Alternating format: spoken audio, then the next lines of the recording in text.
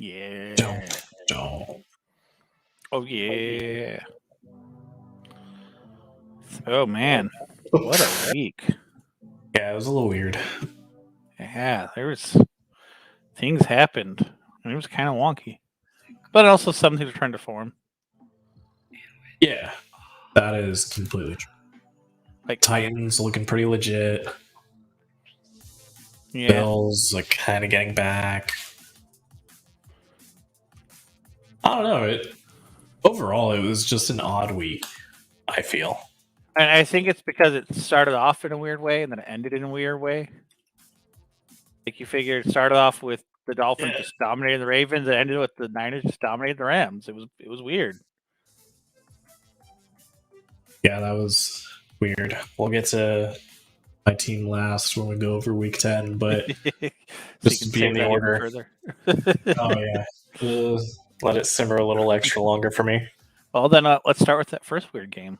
Oh, yeah. What was that? I did not expect that. I played Lamar, Marquise. I even contemplated, maybe I'll pick up Ravens defense. Like, yeah, there's a lot I thought about, like leaning heavily in the Ravens' favor. And it's like, again, the Dolphins just one of those teams where they are good enough that they're going to spoil teams. It's just you never know when it's going to happen. I mean, it's the same thing with the Eagles. They have enough talent that they should win more games than they have. Yeah, and the biggest thing was when they made the change at quarterback, though, too. When Tua came on, like, they got a lot more dynamic. 8 plays. Yeah. That took the game over. Well, like, I do have to wonder, because, like, of course, now people are going to say, like, oh, go Tua going forward, but it's also possible maybe it was one of those, sometimes just a different quarterback, a different offensive scheme that the defense isn't prepared for that. So I wonder if maybe it was some of that, or maybe it was just, I don't know. I think if they were in the same age group, like I think it would have been very similar for both of them, Jacoby and Tua, just because Tua was a lot more mobile. He created some time for somebody to get open. Like, yard-wise, he had 2 more yards than Jacoby. Mm-hmm. But Jacoby had, 10 more attempts. Yeah. But again, it's also possible, like, because Tua's more mobile, if they're game planning for Jacoby, that could maybe have just changed it so much, especially when it happened. I don't know. Yeah. I mean, there was also other things, like there was like the fumble return for TD. Oh, yeah, that was big. The defenses were playing lights out. Yeah, like that's I think really where it started was the Finns defense was shutting down that running attack. They were shutting down. They were keeping the edges. That's like the key with Lamar, and so many people struggle with that. Is they keep the edges without like going around. They actually kept the edges, so they didn't just open up that B gap or whatever. So, yeah, it was interesting. Yeah, and it just made the Ravens look mortal. Mm-hmm. That's what I'm saying. But it also came down to like everyone, comparing Lamar to basketball players who could take over a game in the second half, and he couldn't. Yeah, but also like even the greats have had an off game. It's one of those. They're just about this year. Every single strong team has had at least one game where they looked really mortal. I mean, we even had a couple this weekend where it's like, wow, what happened? Oh, yeah. We'll get to those. There's definitely a few. Yeah. I mean, let's see. So what's the... I mean, yeah. Maybe Belichick really is a QB whisperer. Jacoby looked like an all-star in New England. Mac Jones is killing it, but outside of the system, they're not doing great. Brady excluded. Yeah. Let's see. I don't think we're quite to the Patriots yet, but I think you have a valid point there. We'll circle back to that. Yeah. No, I definitely have a few points on that one too. Yeah. We can keep going with like Saints, Tennessee, and I kind of hit on that too. Like, is Sean Payton similar? Trevor Siemian, 298, 2 touchdowns. They still didn't win. but it wasn't for lack of a QB play. I mean, I think it's just it's kind of like, certain quarterbacks have quarterback friendly offenses. Excuse me. And even with the injuries, they still have some decent weapons. Like, obviously, they don't have Michael Thomas, but they still have some playmakers. And it's all sort of like, well, the Titans have been winning their games. It's like they almost lost to Trevor Siemian. Yeah. Without Derrick Henry, yes, but still. But also they were that close without Kamara either. Yeah. So that's almost a wash when you really think about it. And not only that, it's like the Titans they still had, let's see, AJ Brown was still playing. He's really actually the only guy I guess, I don't see anyone else. Deontay Foreman. So the running backs involved. Yeah, which was Deontay Foreman, Adrian Peterson. Yeah. Kind of it. And then Marcus Johnson was the leading receiver for them. Well, that was a beast of a game. Granted, half his yards came in one catch, but still. Hey, still. Yeah. So, I mean, this might prove to a vibe I kind of feel about the week in general, that it was kind of a week of defense. Mm-hmm. Oh, yeah. Well, and then also, I don't want to get ahead, so I'll save that for when we get to the game. But there's something related to the Saints that I think will be interesting to consider. So, let's see what's next. Bills, it's just, I mean, that one always went the way I figured it was. The Bills defense finally paid off. Although I was looking forward to possibly seeing Mike White just like step up again. Yeah, I was bummed when he went down. Let that like insane bit just take over. I always root for those guys, especially on teams, and especially because I think that would have further kind of played into the whole. So, what's your problem, Zach Wilson? If this random dude, Mike White, is like shows up and both games it goes off. I mean, and also because it would have been interesting if he could have done that against the Bills, like what's regarded as one of the top teams. Yeah. But one of the top defenses. Yeah. So instead, we just had Rex Ryan calling out Saleh. Yeah. Which, yeah. I do enjoy Saleh's response of like, you know where I am. Yeah. You come at me, bro. Oh. Yeah. So that I think was, I mean, that game going about how I think we all expected it. But what game didn't go how I think anyone expected? Steelers Lions. Well, okay. I expected this more as soon as Roethlisberger came down with COVID. But did you really expect it to be this bad? Honestly, I didn't know, because the Lions are very hot and cold when it comes to like offense and defense. I feel like defense is more than offense because sometimes the defense can step up. Yeah, but man, that overtime sequence, punt, fumble, missed field goal, punt, fumble. Like, no one wanted to win. And also, I don't know if you saw some of the great quotes from, like, Najee Harris going, I didn't even realize you could tie. I didn't see that. Yeah, and you're talking like asking people, like, how many over quarters did we go to? And he was getting, like, some people saying 4, some people saying 3, some people 2, some people 1. So apparently there's a lot of people who didn't realize you could tie, which, because they never we've had lately. How? But like that just makes me think they were all rookies. Yeah. Well, I mean, Najee Harris is a rookie. Yeah, exactly. I'm like, it makes sense that he's like, how many quarters should we go to? You play your 4 years of college ball and you're used to going until you win. But it's like, you think they would have, hey, here's the thing that's different about the NFL. Surprise! Hey! Oh, look at who it is. And look at who is frozen on his terrible network, apparently. It is a terrible network. It's Comcast. What do you expect? That's fair. Yeah, that's fair. Yep. How's that 0.5 frames per second treating you? It's lovely.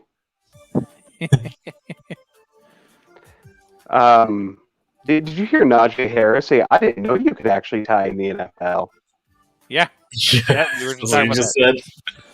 Sorry, just coming in a little late to the party, guys. Oh yeah. Yeah. I was gonna ask if you had any final thoughts on Steelers Lions. So I started the Lions tight end on my fantasy team because I expected, I don't know, something more than 0 points.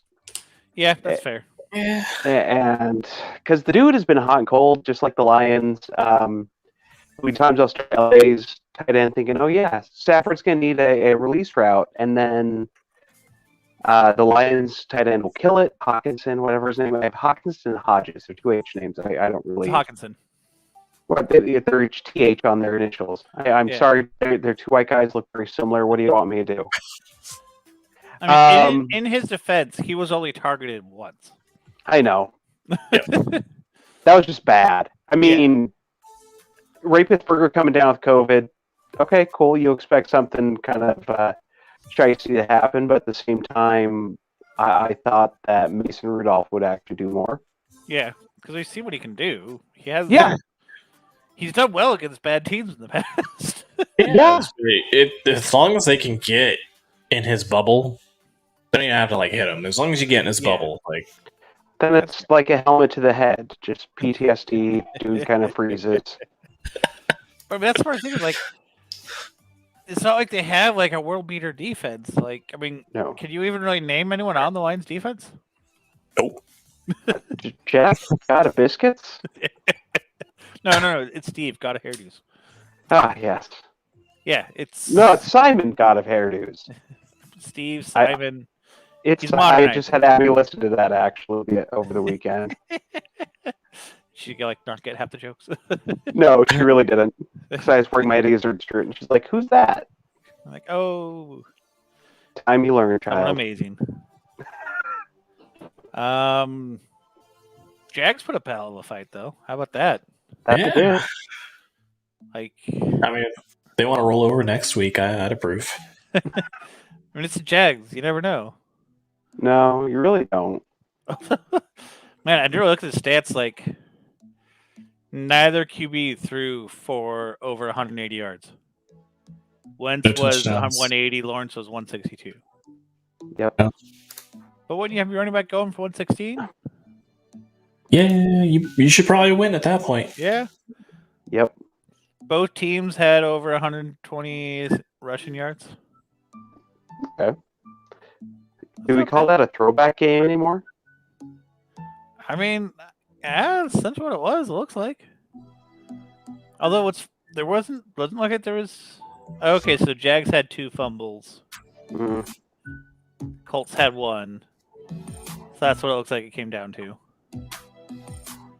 But And Wentz didn't get injured? Are we sure it's an actual Wentz game? I mean, apparently it was. It says he played. I don't know. Yeah. I don't know. But yeah, that was interesting, I thought. The Jags are starting to show up more. Well, Meyer's not a bad coach. He wasn't on the collegiate level, whether he's at Bowling Green, BU, Florida, or Ohio. I mean, he found a way to get it done. Yeah, and I mean, I didn't expect them to struggle as much as they had. I figured they're going to struggle. But it's one of those, losing your star rookie running back like they did, I imagine was a pretty big blow, especially since it's someone Lawrence was very familiar with, and they were probably counting on that. And let's be honest, he's not going into a rookie quarterback-friendly spot either. It's not like when Ray Pittsburgher took over in the Steelers and he just happened to be a piece they needed. Yeah. They're expecting him to be the show. Yeah. No, that's fair. Yep. I am curious to see how they do in year 2 and 3, really, because that's, I think, going to be a sign of, does Lawrence progress? Especially, do they progress as a team once they get more pieces in place? Yeah. And they have the potential to be fun. They could be an really fun team to watch. They do. And can Meyer make that transition, though, too? Yeah. Mm-hmm. And you have to throw the rookie season out the window. I mean, I look at hallowed be his name, John Elway. Rookie season was trash. Yeah. But you know what seasons you don't throw out? Hmm. The guy who's supposed to be the GOAT with his MVP season throwing 2 picks against the freaking Washington. With We no hit the Chase next- Young either. Yeah. What was that? He came out. Was it the first or second quarter that he got hurt? Second quarter. It was like Mhm. I think Okay. midway through the second quarter. Like, And Dalton, you and I were talking about this. Last year was all circumstance. It was the right spot. Bruce Arians is the Yeah. right coach. They had the right players, the right momentum, and it worked. Yeah. And this year they're actually finding struggle, and these veteran guys, instead of stepping up and saying, "Hey guys, we've been through this," it's infighting from what it seems from the outside. Yeah. Yeah. Well, and it's like, I mean, who would have thought if someone had told you going to the weekend, hey, Heineke's going to have a better game statistically and realistically than freaking Tom Brady? You're like winning 150K off of Yeah. what's his bucket, White in New York. Yeah. It was just. Well, and this was the kind of thing I was like, I was kind of brushing over. So here's an also interesting scenario. It's like, we've been talking like, oh, the Bucks are one of the top teams. So the Saints are starting to get things together, and they've already won one of the games. That means there's a legitimate possibility the Saints could end up winning the division. I mean, even the Panthers could be in that fight. I mean, yeah, they could. I mean, McCaffrey's back, and they're getting a little momentum with Island Boy Newton. Yeah, I mean, no, that's true because they still have to play the Panthers twice. Yeah. And then on top of that, so let's see. So the Bucks still also have to play the Colts and the Bills, whereas the Saints. Oh, I guess the Saints also play the Bills. But the Saints have the Cowboys, so that could be an issue for them. Can I just point out how funny it is that the Panthers are paying Cam Newton off of his original contract, his 2 replacements, and him again? I know, it's amazing. Yep. So Full circle. So I'm looking at so all 3 of those teams all play the Bills. Mm-hmm. But then so the Panthers play the Bucks twice. And then the Saints play both the Bucks and the Panthers. But here's the interesting part. The Panthers won their first game against the Saints. Mm-hmm. So it could actually end up being a really tight division race towards the end. But Considering, let's see. But yeah, because the Bucks would have to beat the Saints and the Panthers twice. Can I just say that it's the AFC West to the NFC? There's one actual contender, and then a whole bunch of teams that can win it. Really could be anybody, but it doesn't really matter.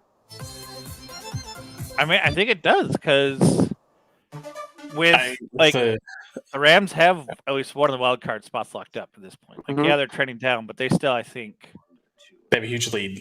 Yeah. So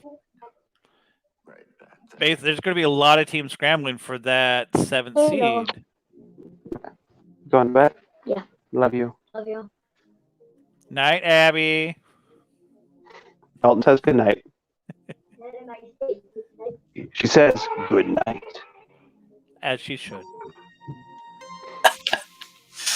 Yeah, no, that last seed in the NFC for the playoffs is going to be a hot one. Yeah, Interesting. Well, especially if the Niners start turning things around. I mean, they have the 3rd easiest schedule remaining, so they do have a shot.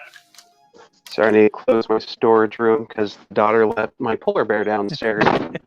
And by polar bear, my wife decided to bring home a Pyrenees puppy who's now 11 months. Sweetheart, but she's an idiot puppy, aren't you? Yes, you are. Just a gigantic puppy. Come here. Come say hi. Oh. So I don't think it's necessarily going to happen, but how hilarious would it be if not only does this NFC South become so close that it ends up being Saints and Panthers taking the division seed and then the other wild card, and the Bucks makes the playoffs. I wouldn't complain. But that's a I wouldn't legitimate either. possibility with how the schedule is. It is. It is. And when I say it's like the AFC West, I could easily see the Chargers winning it. The Raiders could finally get their stuff together and do it. My Donkeys, I don't see it happening, but, Tim Tebow seasons happen. And, of course, the Chiefs can win it. Well, so if I'm remembering correctly, let me see. So, yeah, okay. So, basically, the NFC South, the Saints won it 4 years in a row. From basically 2020 through 2017 to 2020. The Panthers won it 3 in a row from 13 to 15. But other than that, no one has ever repeated in a row. It's basically almost like rotated. It's gone. And it's been pretty close to rotation, actually. It's been Bucks, Panthers, Falcons, Bucks, Saints, Bucks, Panthers, Saints, Falcons, Saints, Falcons, Panthers, 3 games, Falcons, Saints. So it's always been a highly competitive thing. So you could argue that basically that those strings of teams winning it was Breeze, Newton, and on that it's just always a toss-up. Do you remember when you could have Ryan in that conversation? Yeah. And then the most embarrassing Super Bowl loss ever, and the guy's never been right. Which I still feel bad for him because that was just Quinn just having a brain fart. I think Belichick got his head. They were literally destroying the Pats with the run game. They're averaging something gross 8 yards a carry. And then halfway through the third quarter, they're like, you know what? Let's just start throwing the ball. You see, and that's why hallowed be his name, John Elway, is the GOAT in my book, because he lost 52-7 against the Niners in the Super Bowl back in, 88? Did he let it get him down? No, he came back, won 2 more. Might have been a decade later, but damn it, he did it. Yep. Still got the wins. Yep. I mean, I touched on Belichick there, 45-7 against the Browns. Yeah. We finally touched what you're talking about if he's a QB whisperer. Yeah. And Mac Jones has 5 games of 120 QBR or better.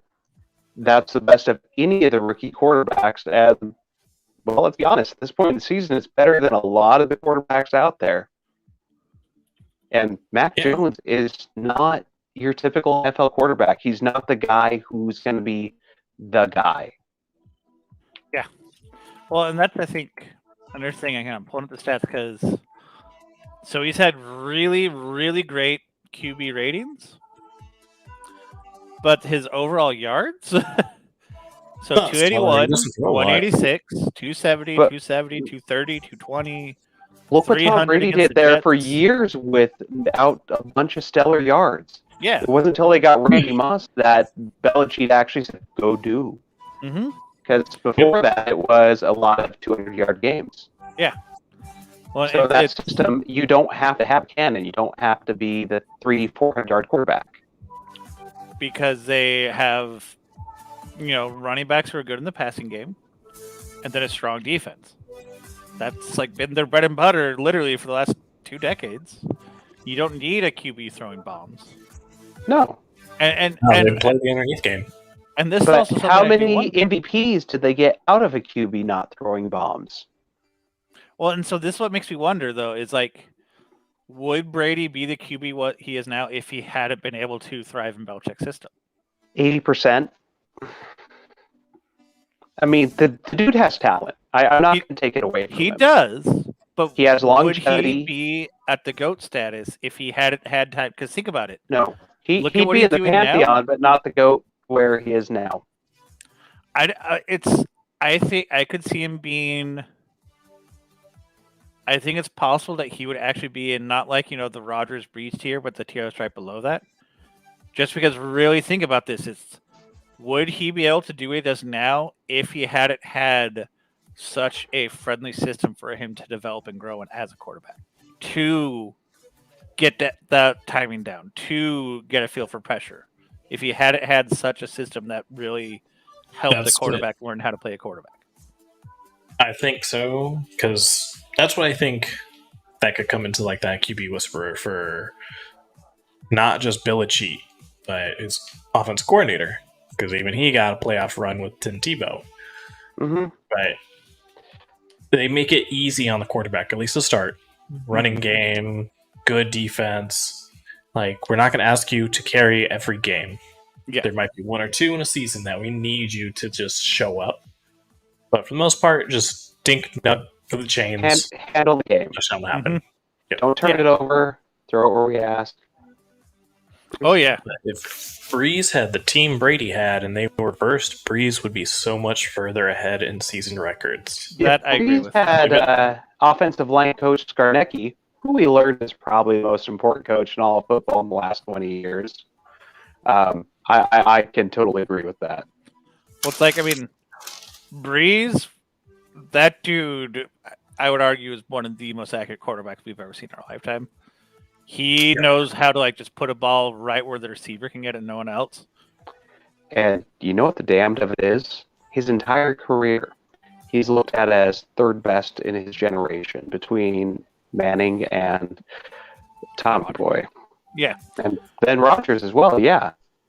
Yeah. It's like, I understand why people have that perception, but they're wrong. Like, I'm sorry. Oh, Yeah. no, I get it. Talent-wise, he's there. Yeah. I would put Manning like above him, but I would put Breeze higher than Brady, personally. I would too, but when you look at general consensus. Yeah. Yeah. Well, it's again, a lot of people put Breeze in that tier below those guys. So I'm like, no, I'm sorry. He belongs to that same tier. He really does. Dude was elite. And he made playmakers out of nobodies, which is kind of that like next tier QB thing. Yeah. This is why I'm always going to argue the early 2000s Chargers front office is the worst all-time in history. You had Breeze, you had LT, you had Merriman, you had Junior Seau, you had a litany of guys, Antonio Gates. Yeah. And I don't know. I can't explain why they did it, how they did it. I don't know. So I do remember that when they let Breeze go, I was sitting there thinking, like, I know his shoulder's hurt, but I would love it if the Vikings had taken a risk on him. 5'9" kid out of Purdue? No, I mean, like, after, like, he left the Chargers with his shoulder injury. Oh, yeah. No, I'm with you. Yeah, just imagine, like, Breeze throwing to guys like Sidney Rice with AP out of the backfield. At that point, they would have picked up Culpepper. And if they had Moss and Carter, ooh. Yep. Yeah, that would have been fun to watch. They were already fun to watch for Culpepper, but that would have been a show. Yeah, it would have. Actually, I was after Culpepper. Never mind. I digress. Well, that was like I think, let's see. If I remember correctly, I think that was literally the year after they picked up Ponder. And so, like, I understand why they didn't do it, but it's still like what I was like, they really should have. Let me. He still has Brady beaten lifetime completions, completion percentage, QBR, and others. Yeah, I believe Let's see. So 2006. But you know who has the highest winning percentage? You're right. Hallowed be his name, John Elway. You know who has the most fourth quarter comebacks? John Elway. So hang on, I want to check. So I'm just really curious. Actually, I want to see the roster. So it's the Vikings gambled on him. They would have had. Oh, sorry, they had Brad Johnson that year. That was their QB. Hey, quarterback won the Super Bowl. So that was still back when they had Chester Taylor. So it was, I think, so it was before they got AP. Troy Williamson. So the 2006 year would have been nothing crazy. Then I think it's like the latter 2 years. So then you go to 2007. That's when they got AP, and they had T-Jack as their QB. I gave you so much shit over T-Jack. I mean, I gave up me so much shit over T-Jack. Let's see, but who else was the receivers? That's when they had Sidney Rice. That's when they had the Visante Shienko, Jim Kleinsasser. But there's one thing that you're omitting from your logic here. if they had a competent QB like Breeze, would they have had the draft picks that they did? Because they got AP at pick what? What was he? 5, 6, if I remember. I don't know. It's been. I think they could have, because that would have been the year afterwards. I don't Okay. think they would have taken off the year before, because they were still like, it's learning a system and all. They had a solid team. It wasn't exactly like a team of world beaters that year, so they still could have. Because let's see, so they finished 6-10 in 2016. That's still possible. Back when they had Brad Childers as coach. Yeah. Ugh. Yep. He always looked like his photo ought to be up as a parents beware this man. Because both parents and teams should have bewared that man. Yes. Yeah, but it's again, they didn't have much of a team in 2006. So, and just imagine if they were trying to make that run in 2000. Instead of Favre, it was Breeze. And if coach would have put me in the fourth quarter, we would have won state. I need this. We're dwelling so much in the past. We can keep going. Cowboys, Falcons, which we just dipped toe in. I mean, poor Falcons. We knew the Cowboys were going to be pissed about the loss, and boy, did they take it out on the Falcons. Speaking of delving into the past, I'm going to quote Lovie Smith here and say, "We are who they thought they were." Yeah. The Falcons are so hot and cold.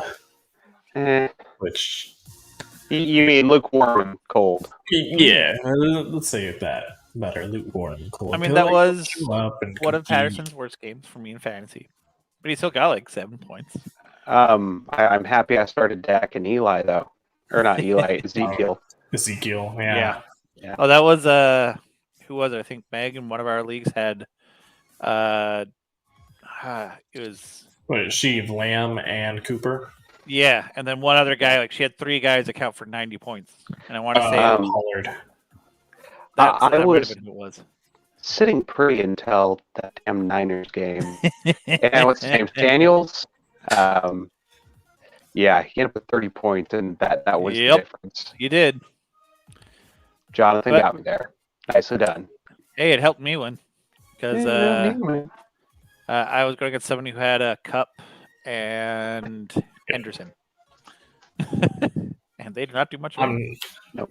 We'll get there, but I'm sure that Niners defense spoiled a lot of fantasy. Oh yeah, that was. Yeah. Good. Speaking of good stuff in the NFC West, Panthers beating the Cardinals. That one was weird. I was surprised by that one. I think that was a weird one. If the Cards were healthy, I know any given Sunday, but I mean, yeah, but also at the same time, let's not act like the Panthers are healthy. No, they have Christian McCaffrey back, and that's 87% of their offense. Yeah, but he also kept on going out because he was hurt. 90% this game. No, I'm going with his dad's number 87 back when he was a Bronco. That's fair. I'm just looking at the stats. It's leading receiver, leading rusher. Yeah. Oh yeah, the dude's a stud out there. He is this football generation's Allen Iverson. Yeah, but it's also again they had PJ Walker at quarterback, and they dominated.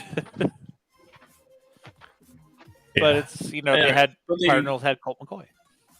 Yeah. And Colt McCoy, not first round pick Colt McCoy last week. And unless you're the first half of a Texas collegiate season, Colt McCoy just ain't your dude. And then he got hurt, which is pretty stereotypical for him, which I feel bad for him because he's a great competitor when he's healthy. But when he's healthy, he reminds me of a more injury prone Matt Stafford, really. It's someone who had the same promise, but wasn't able to overcome the injuries as well as Stafford did.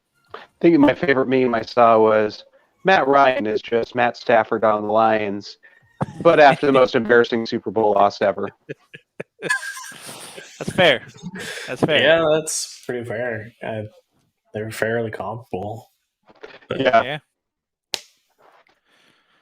Yeah, Matt Ryan's getting a rough deal.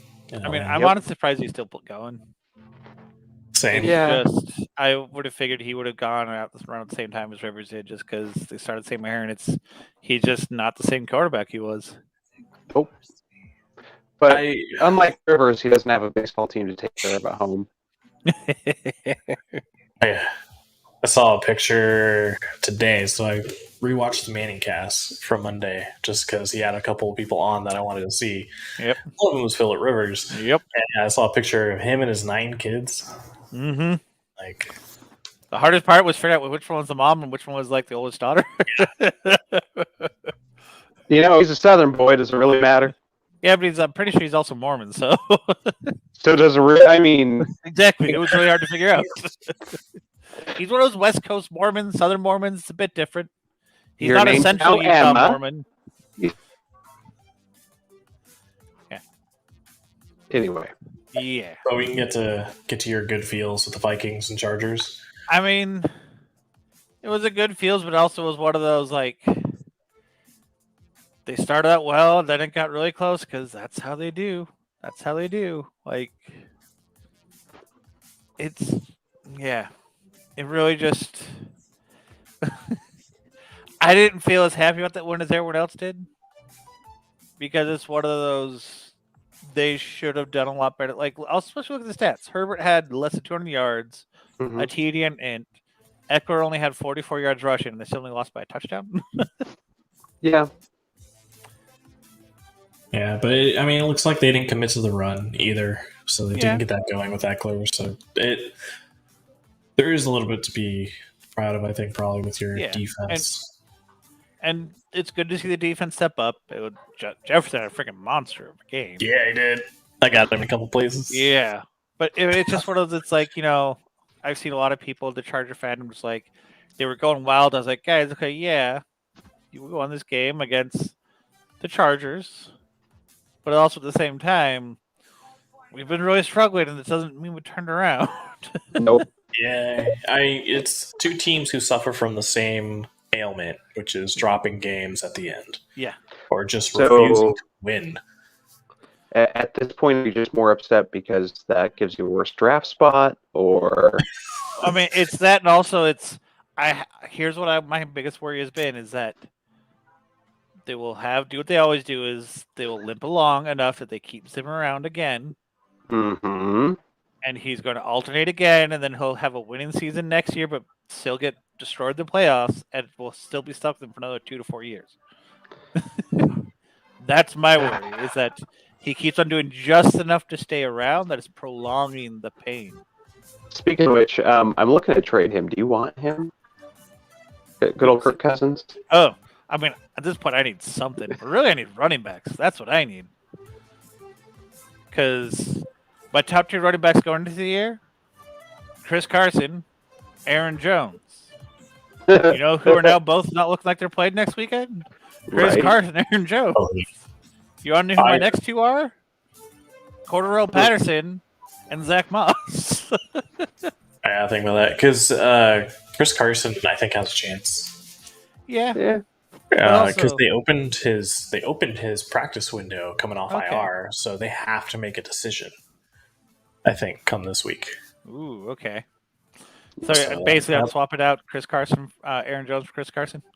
Yeah, it'll probably come down to you'll know either he's going to play, in which case you could probably make a play for maybe Penny or someone else. Pretty sure someone already has. Or Penny. he'll be in. Yeah, that's probably. Yeah. Yeah. Little but I might have to take everything off for just because I need someone. But also, here's the other thing: the Vikings are about to go play the Packers. Thankfully, it's at home, but I don't have high confidence in that game. No, but at the same time, it's one of those rivalry games that the Packers. Yes, the record is great. I don't think they're a consistent team. Sorry, I'll shut up. Yeah, no, they're not. But... You're on that. And also, that's just going right on topic because they played the Seahawks, and that's the next game. Yeah. And honestly, like, being Rodgers is back, they should have probably been up more than 17-0. Yeah, but also losing Jones. I don't think that matters as much when you got Dylan. Yeah, but it's one of those. I'm not surprised that they struggled because they've been inconsistent. The Seahawks still have their moments. And their defense has actually been better this year, the Seahawks defense, than it has been in years past. Mm-hmm. Like, the Seahawks haven't really been blown out defensively. Like, yeah, the Titans and the Vikings scored 30 points on them, but again, it's like that's been the ceiling on points. Well, does that just really point to a bad run defense for them then? Because if you look at the Titans and you look at the Vikings, they're a run first team. Yeah, I mean that's possible. It's like the Niners played them close, the Steelers played them close. I mean they played the Steelers close, but they lost, and they played the Rams close, but they lost. So, Yeah, really, actually, 4 of their 5 losses have been against strong run teams. So, I mean, that's definitely a key against them is if you can keep your run game going, which the Seahawks don't have. They don't have a run game right now. Basically, keeps Rodgers off the field, and then I noticed as long as you can get in there with either 4 or 5 man to Rodgers, you're basically set. Yeah, you just got to disrupt him and his timing. Yep. I feel like they rushed Wilson back. Mm-hmm. Oh yeah, they did. He was out of character in that game. I shouldn't have gambled. Thankfully, I still won, and I should have stuck with Carr. But yeah, I'm surprised they played him already. I know he wants to compete, but it's also that I think was the wrong game too. Yeah. I mean, I know that's always been a rivalry, but the home team has won it the last 10 times now. Yeah. They've outscored by a ridiculous amount. I think you just kind of say, all right, I'm not going to throw you into Lambeau to start with. So I imagine part was also if they win, they're at 4-4. Mm-hmm. So I can also understand the idea of like if you feel you're ready, let's try it because it would have been 4-5. Oh, 4-5. Sorry. Either way, it's like essentially losing that essentially guaranteed their season's over. Essentially. So I understand. Yeah. So they're not mathematically eliminated yet, but they're eliminated. They got to climb. Do you think Pete Carroll's on his way out? I don't think he is yet. I think he's got at least one more season. If they have another losing season, I think he's out. Yeah. But especially with the injuries they had this year, like losing Wilson and Carson, like what teams can overcome losing their all-star running quarterback and their like dominant running back? That's really hard for basically any team to overcome. So, did Philadelphia win a Super Bowl with that same thing going on? What? Didn't Philly win a Super Bowl with that same thing going on? Billy? You're breaking up. Philadelphia. Wentz went down. Yeah, but they also they didn't have quite the same drop off. Yeah. You're going from Wilson to Geno Smith. And it didn't help him that Metcalf got ejected either. No. Yeah. No, and how he got ejected was kind of fun. Yeah. So all it means is they got to watch Lockett, and that's why Everett had 8 receptions because they just took away Lockett. And what are you going to do? Yep. If what? Go on, sir. Go on. Go on. Which, speaking of going on, Eagles. Speaking of those damn Eagles. Okay, we good. Okay. Eagles. Denver. Oh yeah, sorry. I loved last week. Last week was spectacular. I can watch that replay all the damn time. Unfortunately, it's not last week anymore. And then somehow the Eagles just find a way to come in and beat a superior team. They did it first in the Super Bowl, and they're still. I mean, you know what would help if your quarterback was willing to tackle people. Oh yeah, you're not wrong. You're not. Oh God, it's bad when the QB has to apologize. Probably said, "Yeah, I really should have tried." Steve Young called him out on Monday night. That's how I found out.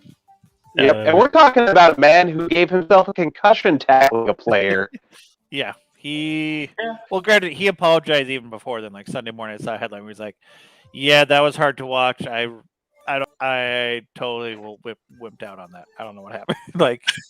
So at least he was able to own up to it, say, "Yep, I got to do better.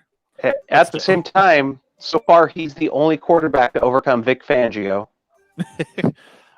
I have always liked Teddy Bridgewater. Me too. Yeah. So I'm always happy to see him do well. Yeah. That was- I was not expecting that anemic. I this season I don't ever go into a game as a Broncos fan and say, you know what, guys, we got this. I expect, if a win happens, I love seeing it. If it doesn't happen, I say, okay.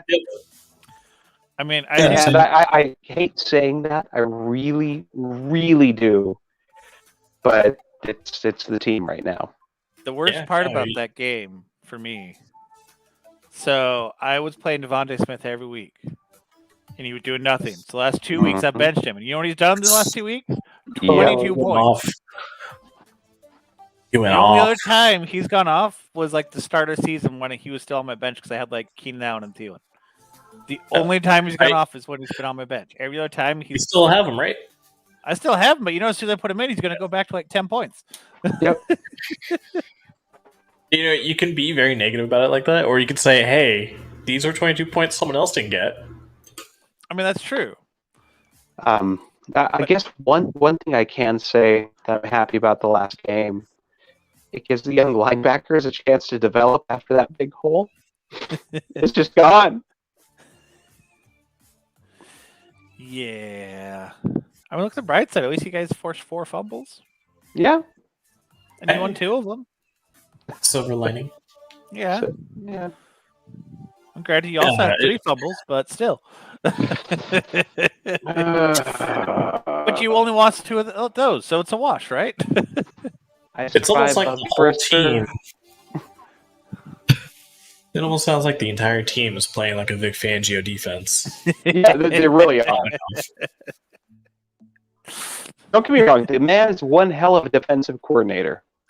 He should never, ever, ever, ever have his hands on an offensive playbook. I mean, that's how I feel about Zimmer, so don't worry. Yeah. Boy, do I know your pain. God, I would take a Lovie Smith offense at this point. I feel you. Offense and shit. Speaking of offense, though.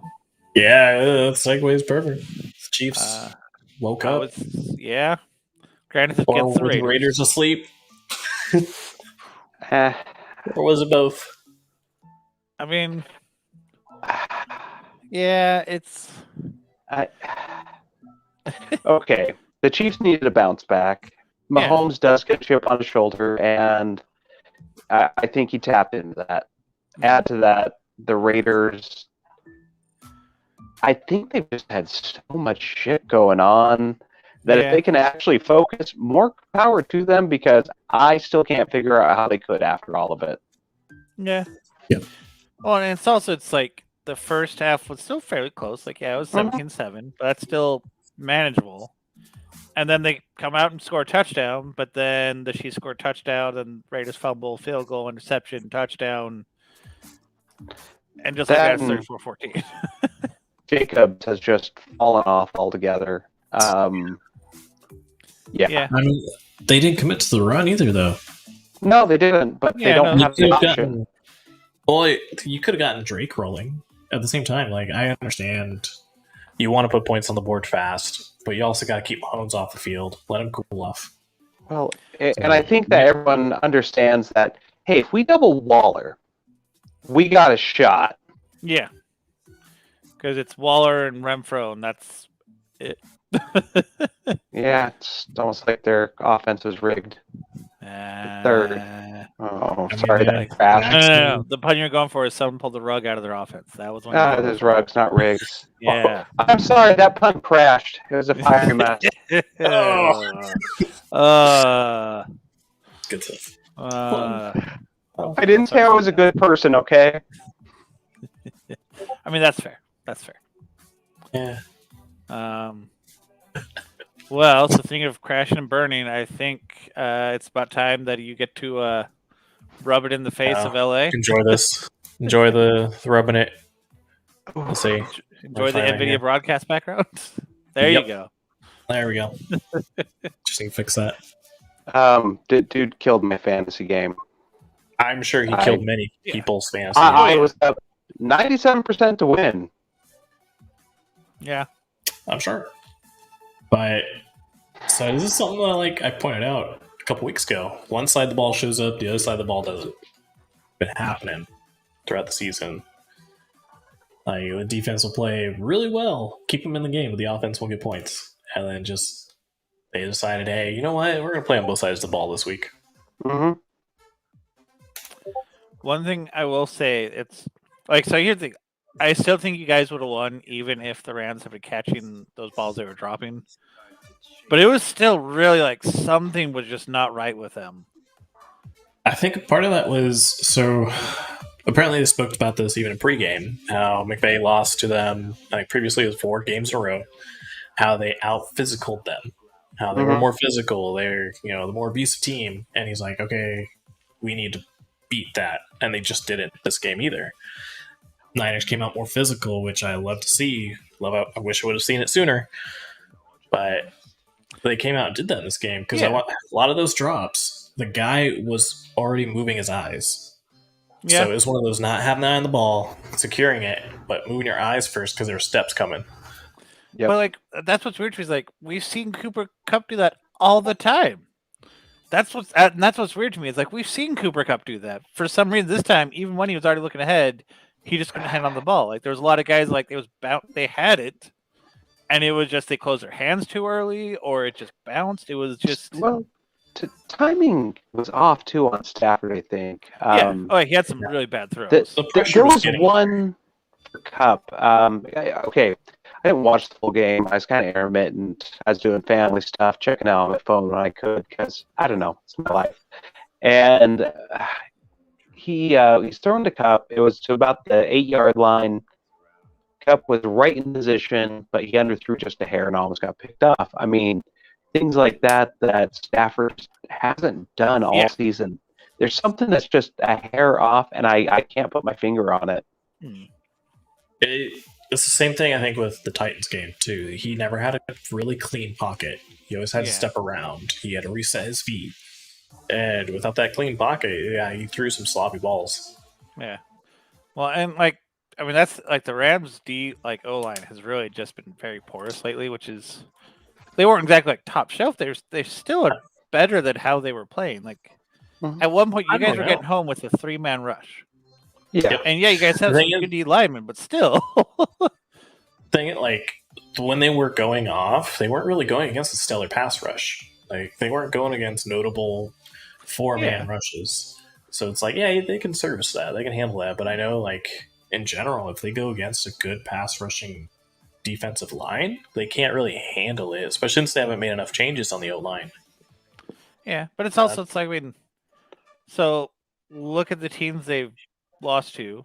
The Titans have been good, but can anyone name who's on the D line for the Titans?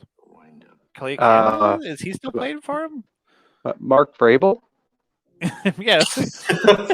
Even the Cardinals, they've been a good defense, but again, are they known for their aggressive pass rush? No. To me, because Golden has always been really good. They have one other dude, of course, I can't remember his name now, but it's gonna get home. Well, I add to that, the Rams just don't have a run game. So if you're coaching up against a one-dimensional offense, you're pretty safe at setting up your strategy there. Yeah, that's fair. Yeah, this was something I was fairly proud of, that Ryans didn't have the urge to blitz as much as he does every other week. It was almost on, just you could tell, every third down he was going to blitz, and it was going to be a 0 blitz. Yeah. And he didn't do that this game, which I was very happy about, because it gave the secondary, help in the zone coverage. And you don't need to when you have such a good 4-man rush. Yeah, it's been killing me. Yeah, well, and that's what was killing the Rams was, Stafford always looked off. It's just something's going on there. And granted, also it's plays in the whole thing. Even great teams, all the great teams still have that one team they still struggle with. Well, The Saints, it's the Vikings. For no reason, the Saints always struggle against the Vikings. It's Saints struggle against the refs. Even then, you look at great coaching, and if it's in a game, it's the second half adjustments. We're now in the second half of the season, and the Rams are coming out doing the same thing, which has worked the first half, but teams are adjusting to what they do. Yeah. Yeah. Although, I mean, honestly, I don't think the Niners had to make any adjustments last night. They basically kept doing what they were doing. Because they knew what they were going to get. Yeah. Well, it's also it's your first half strategy. They were running the ball really well, and that's going to play against defense the second half. So that made sense. Like, that was the thing is, like, the Rams weren't able to stop the run in the first half at all. I mean, it's not like they were getting a lot of yards either, though, too. It's just they committed to it, and it was 3. They had an average of 3 yards. Yeah. Per play, like. But you guys are still making the plays, and they weren't able to stop you, even on like short runs. On like at the same time, your front seven, when you have 2 future Hall of Famers and a potential Hall of Famer in your secondary, you should be able to stop somebody. Exactly. That was the other thing. I was like, there were certain times like, how did they not stop those runs? Like, that was. And granted, there were a few drives where they were just some penalties, and they gave up. Like, I think there was one drive where I think it was like you guys got like 30, 40 yards off of penalties, I feel like. Yeah. Yeah, because they get in their head. Yeah. You be that physical with them and be dominant with it. Like, you get in their head and they start making mistakes, especially Donald, too. Like, he's a real emotional guy. Like, well, this is also, I will say, the refs were being inconsistent towards both teams sometimes. Sometimes they call a flag on one of the teams that out, you're like, oh, the other team just did the exact same thing, you're not going to throw that one? Which I think that's been a problem, like, all year. The reffing has been inconsistent at best. I'm still upset over the damn taunting penalty. He's posed. He's walked back to the line and he flexed. Get over. I mean, this is why we call you the no fun league. Well, did you see that the league doubled down on that one too? I did. Charged him. Yep. Even in the bye week, the Bears lose. No birds. Yeah, that was. Yeah, I'd love to see more consistency, but like, there's certain things I'm sure they do it just to keep the game going. Like, Bosa gets held a lot. Yeah. That choke hold that they called on him when he got the sack. I'm sure they called it just because he got the sack. Whatever, they're gonna. Well, also that one was a very, very obvious one. That one you have to throw. It wasn't the only one. Well, yeah, but that was a very. He was got a sack on a QB, and it was an obvious stranglehold. That one, like, yeah. Yeah. But yes, either way, the question is if you guys can keep it up next week. Oh, completely. I'm hopeful, of course, but I think wherever I watch it, I'm gonna have to bring exercise equipment with me. I mean, look at the bright side. At least you guys got an easy matchup. Maybe. Potentially. Well, maybe. It depends if they show. Who do y'all play next week? Jags. Yeah. That's one where I could see, oh, damn, they should have won that. The hell happened? Yeah. Very easily. And I don't mean as a slight either. It's just that kind of, that's kind of teasing.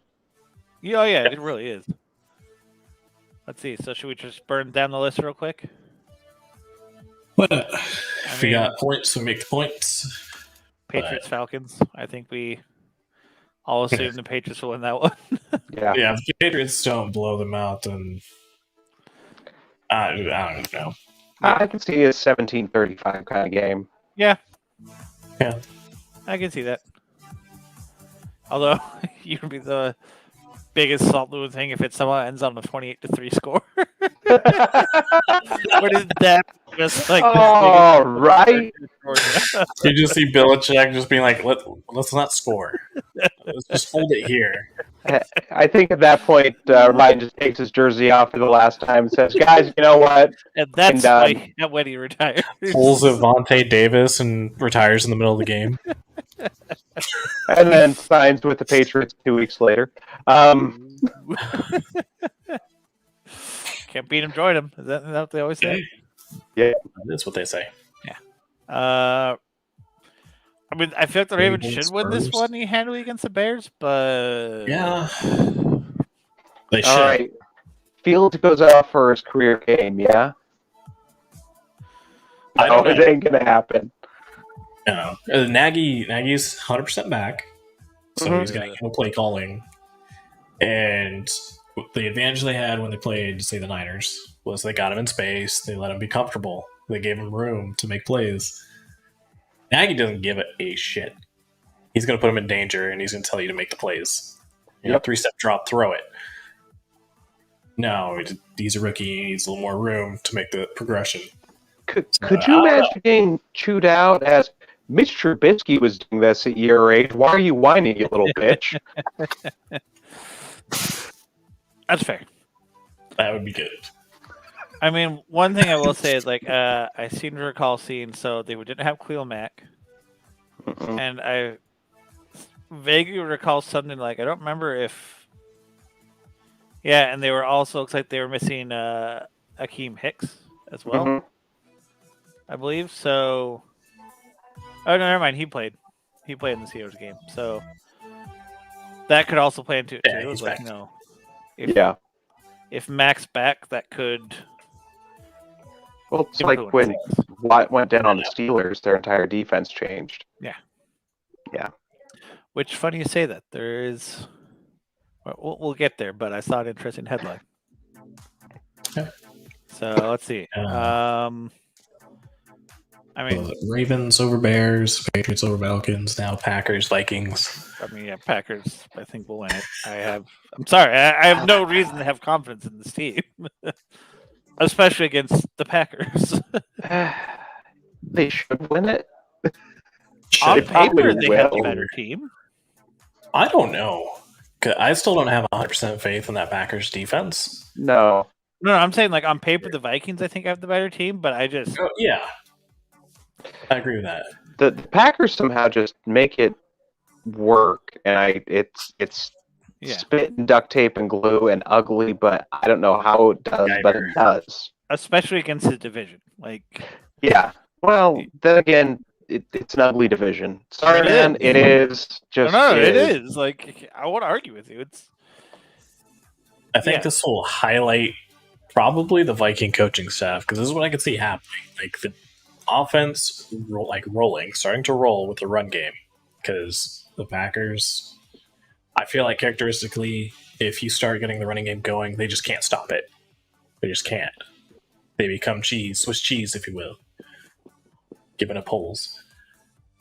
Zimmer will probably push to switch to the pass game or something, just try and get aggressive, and then they get back in the game that way. Yep.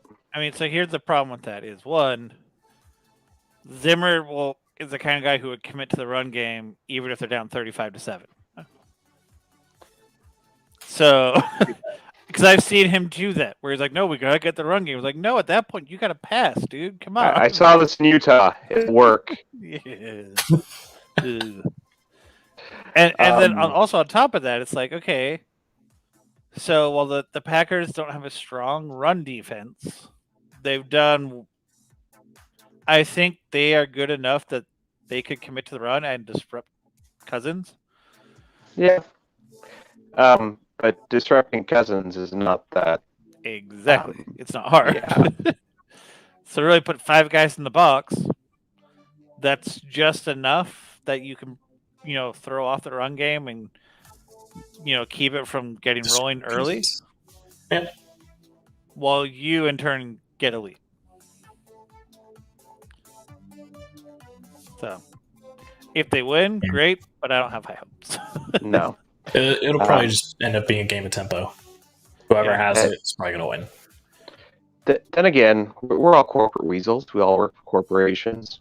How cool would it be to go in there before you even go to work, tell off all of your bosses, and come home with best employee trophy? Because, I mean, that's what Aaron Rodgers is working on doing here. And there's that little bit of me sticking to the man that says, all right, Rodgers, go do it.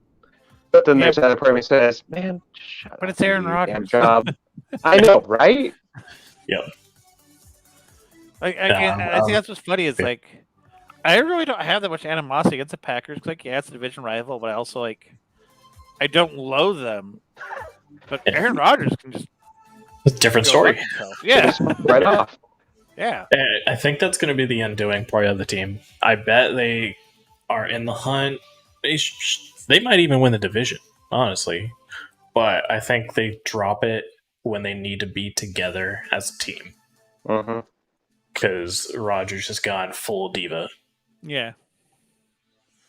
Yep. Yeah. But Who do we got next? They have a manageable remaining schedule. They could conceivably still win the NFC as the top seed, and that's what's bizarre to me. Yep. But Colts Bills, I think that'll be a fun game. It's a fun pick 'em.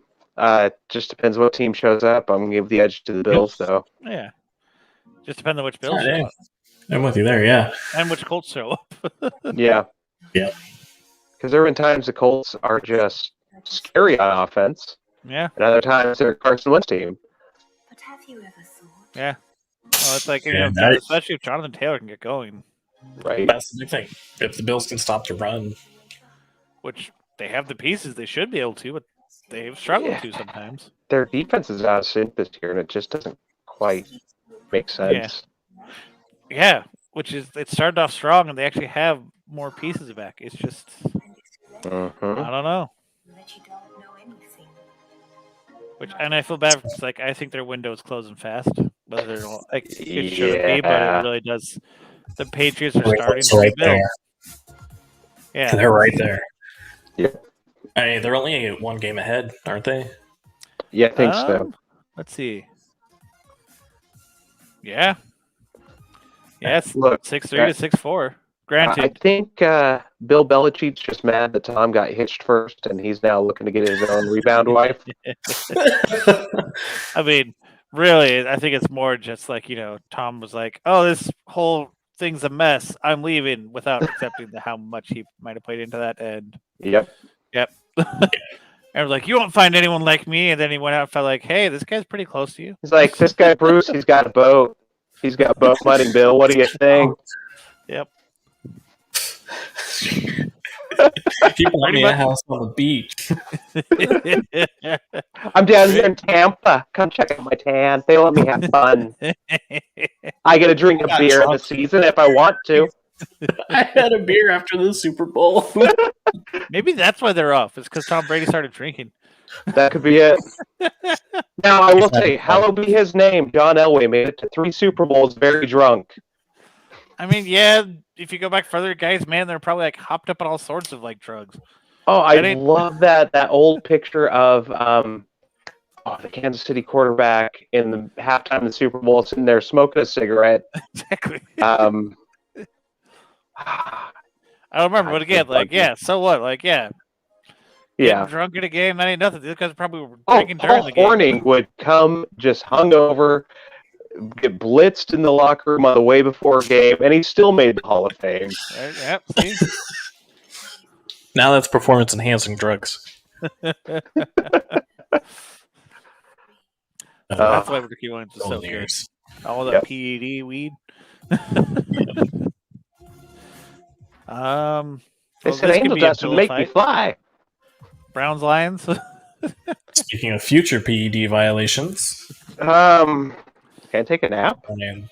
Lions Browns. I mean, it seems like it should be a good bounce back game for the Browns because I could see Baker trying to make a statement after everyone says, "Yeah, dude, you're not the dude."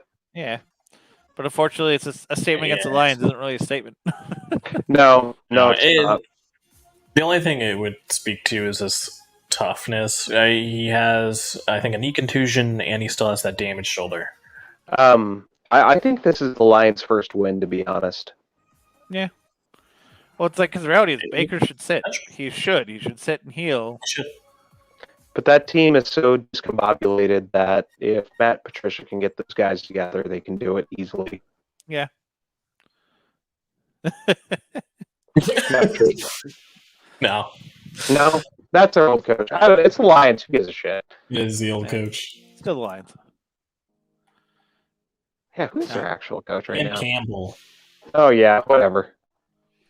It's the I'll Lions. stay as It's coordinator probably gonna be a 3 new years coach from in now. 2 years, anyways. Yep. He's going to go down to like Hattiesburg, Mississippi, and coach their high school football team to a 3A championship. Yeah, he probably would. He's the guy who's like who will like chew their kneecaps off and Yeah. yeah. Raise weights and knee pads. Raise weights and knee pads.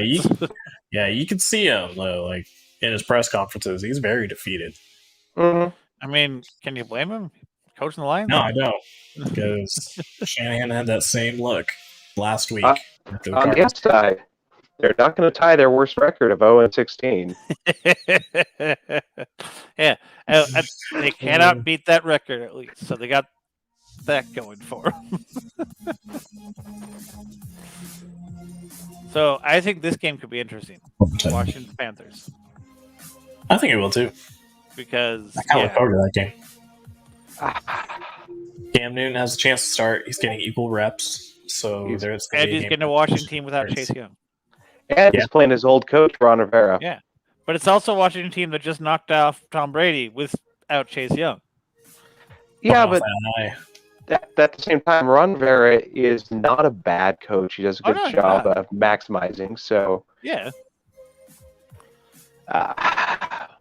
yeah, right. It's I can see this one going a lot of different ways, and I honestly have no idea how to pick it. I either see a statement game by Cam saying, "Hey, I'm back," or Washington win. I mean, I could also see Cam struggling, and they go to PJ Miller and win that way. I could see that. I could also just see it's one of those McCaffrey 9-6 field goal games. Yeah, it's. Yeah, I think it'll come down to the running game. Yeah. Mm-hmm. Personally, and you give the edge to Christian McCaffrey. Yeah, you do. And I have Jacobson on my roster. He's actually been doing pretty damn good this year. So, yeah, that one I'm actually excited about. I'm curious how it goes. Yeah. Then the Titans. I would give the edge to the Panthers just to finish that one off, just because the run game edge. Yep. Yeah. But really, just that one does feel like a toss-up to me, though, just because both teams are so inconsistent. No Chase Young, better running back. Yeah. You just can't count out Gibson. Yeah. No. Gibson and McKissick. Yep. And like I said, Titans, Texans. They should win. Be the Titans. They should win handedly. They should. Yeah. Let's see. Is there anything good on here? Nope, just some waiver wire talk about Deonta Foreman or Adrian Peterson. Wait, was it Foreman? Oh, yeah, Deonta Foreman and Deontay Freeman. I always get those two mixed up. Does Peterson come with his walker? Or is he upgraded to a Jazzy for short yard gains? No, he's got one of those hover rounds that we can like sit or stand. Next level stuff right there. Get on our level. Actually, don't. You don't want to be here. No, you don't. No. Speaking of getting on their level, Niners Jags, huh? Oh God! Like, see Urban keep it rolling, yeah. You should win handily, but why do you feel so nervous? Basically, so the Niners are 6.5 point favorites, and I already know when game time comes, I'm gonna feel the same, just uneasiness I did on Monday night, and I let that fuel me, and I'm just like, you know what, this is kind of perfect. It's my time to work out, and the game's on, and then I just kept working and going because 2.5 hour morning workout, huh? It was 3 hours. I'll be honest. I felt good about the Niners going in on Monday night. It felt right, but I also see that emotional bubble that they've been on, and there's that opportunity for letdown. I don't necessarily think they will, but they have too much talent is the issue if it does happen. But crazier things happen. Yeah, to me, it's all right. The Jaguars game they shouldn't drop, and then to touch on the Rams, I expected it. I wanted to push that hope if they're gonna win. Yeah, because Shanahan is McVay's daddy. Debo is the defense's daddy. I know just track record wise, playing against his team, we've done well. I saw more of a quarterback. 27-21 kind of game, though. The way that they really Yeah. came out, damn. Well, I don't think any of us saw the Rams tight end literally tossing the ball to the Niners DB or whatever. Just dropping it. Yeah, like And all those safety's hand. fluke plays like that. Yeah. With crazy plays. But that's what the Niners haven't been doing, though, too, is like they have something happen where the ball literally drops into your lap and then you Yeah. push it to the ground. Like, they're not capitalizing on opportunities. So if they can capitalize still against the Jags, then yeah, I'll feel good about it. Yep. Yeah. But right now, even being almost 7-point favorites, I'm still going Still not sold. worried. We'll give it to the Niners on paper, I guess, and we'll feel it out. Yeah, that's fair. Yeah, at least they play better away. Yeah, they do. Kind of makes me a candlestick. So this is another one where it's like I feel like the Dolphins should be able to win handily, especially after Thursday. But at the same time, I don't know, man. Let's see, who do they got? The Jets. Jets, Dolphins. I mean, if White plays like that first round pick, he says he should be. But at the same time, Dolphins have been about as far away from consistent as you can get. True. Yeah, but try that because no, Tua's good. If Tua starts, yeah, like I favor the Dolphins just because of that QB play. I think the Dolphins have the defense to do it.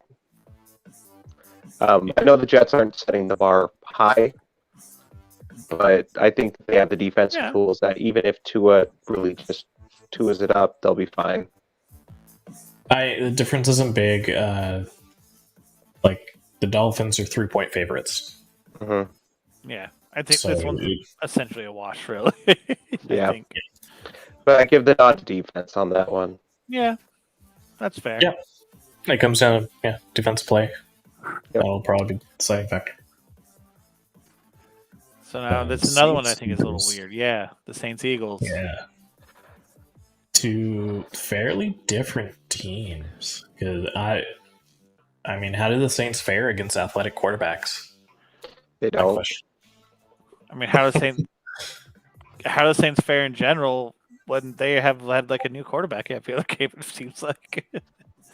So I don't know. To me, I think the quarterback play a little less of an issue because I think can get the job done, and I think it more comes down to defensive play and also how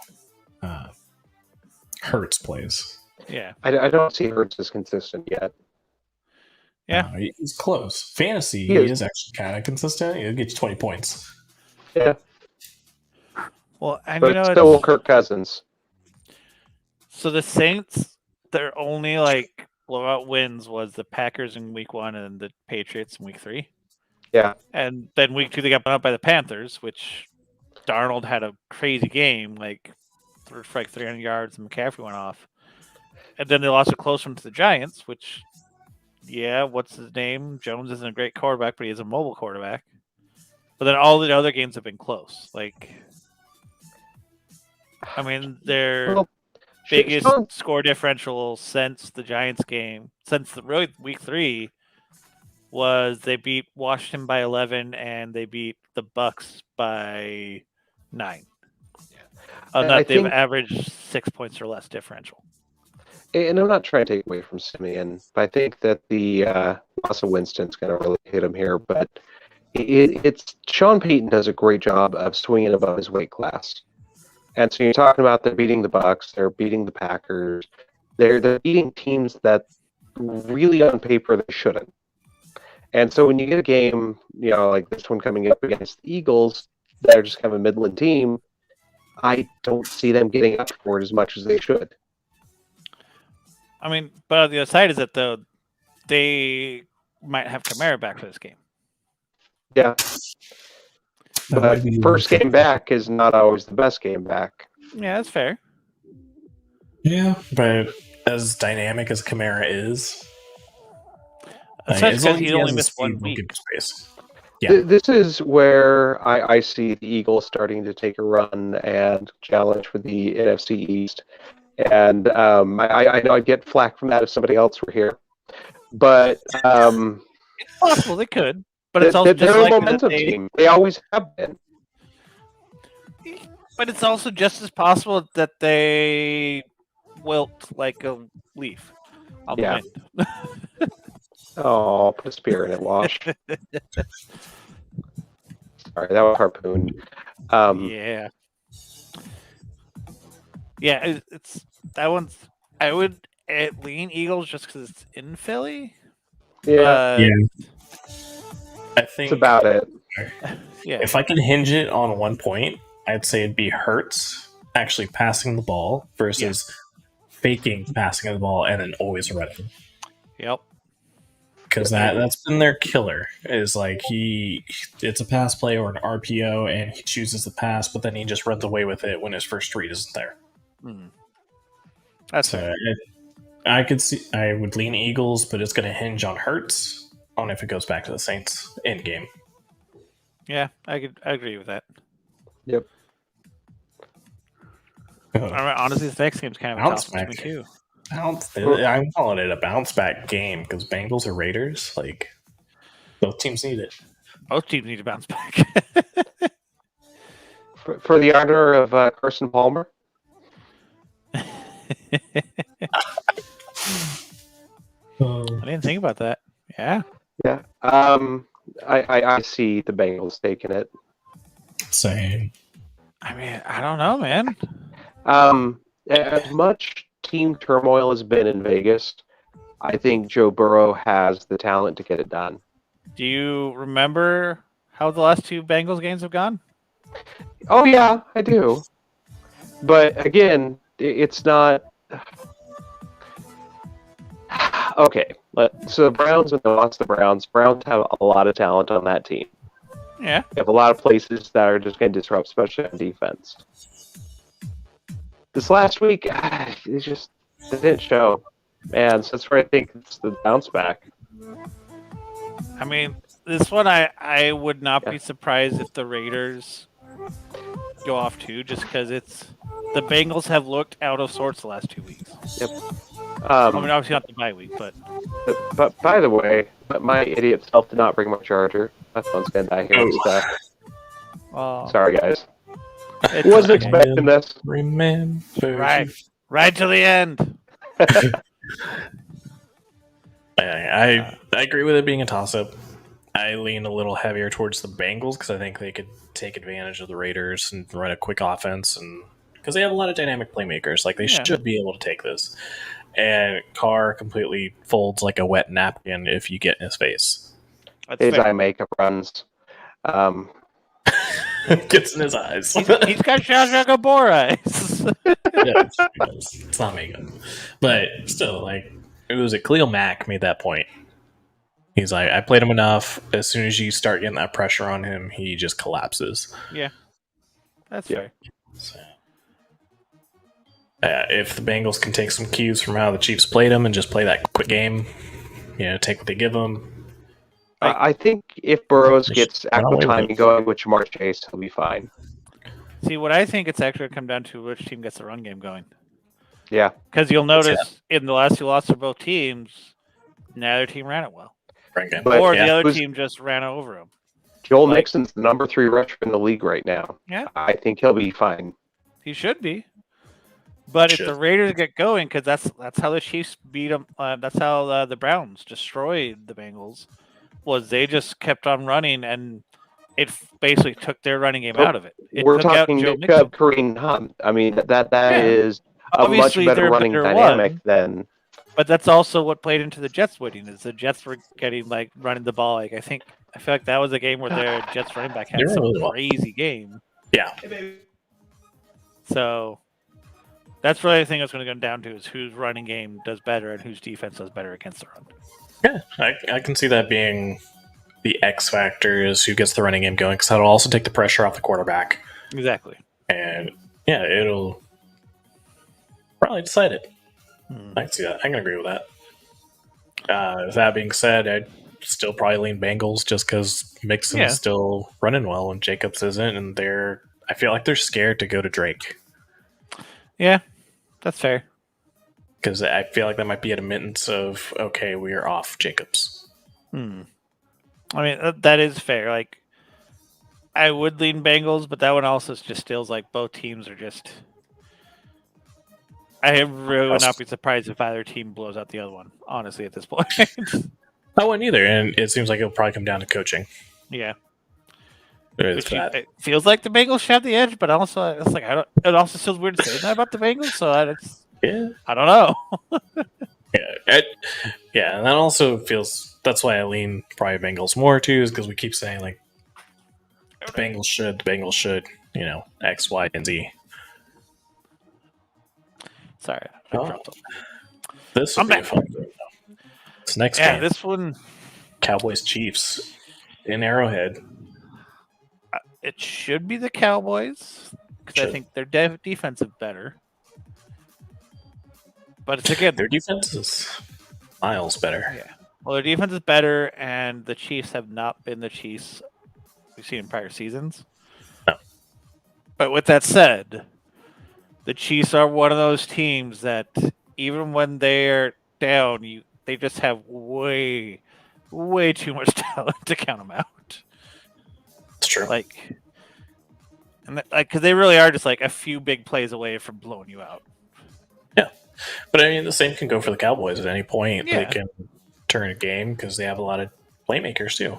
Yeah, so that's what makes it a fun game to me. But it's gonna depend because Mahomes did make that advancement to just not looking for that deep ball, to throwing underneath and being okay with that. Keep the chains moving. Yeah. If the Cowboys play disciplined defense and take that away and let the pass rush get there, then I'd lean there. But also the same can be said for the Chiefs. It's just like you said, the Chiefs' defense isn't as good. Will the Cowboys get to Mahomes like the Bucs did in the Super Bowl, and will the Chiefs' defense take away the run? That's what I think it's going to be the two big things right there. It's because the Chiefs are hurting in the running game. Like, losing Hilaire was a big blow. They still have some good running backs, but still.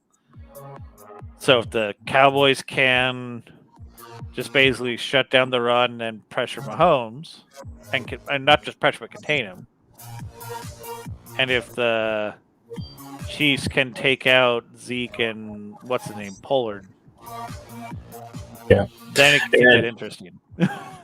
So Dallas is a 9-point favorite, and to kind of speak on that, I think they have the secondary to be able to hold that down because where they're lacking in the running game, they're making up for in the short pass game to basically create a running game.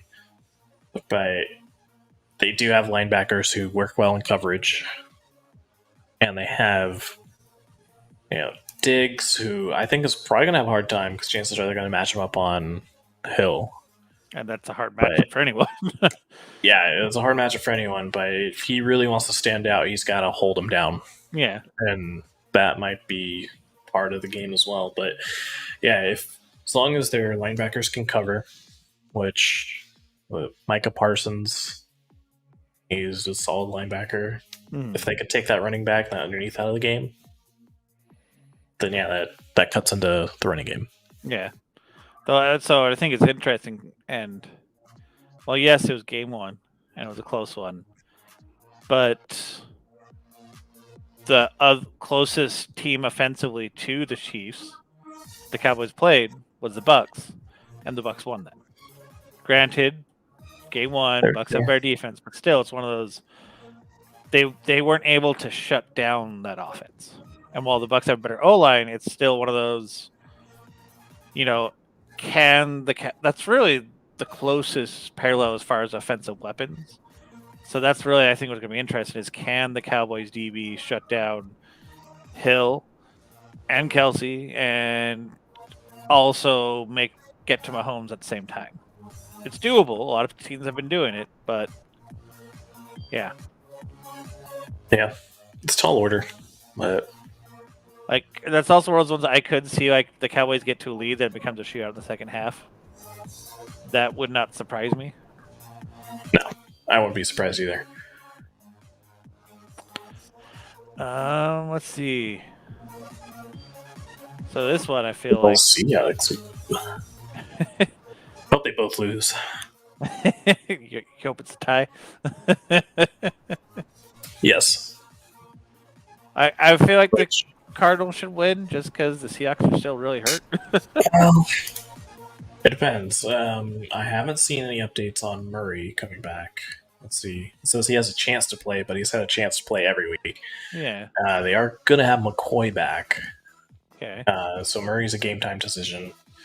McCoy with the pec injury, he should be able to play.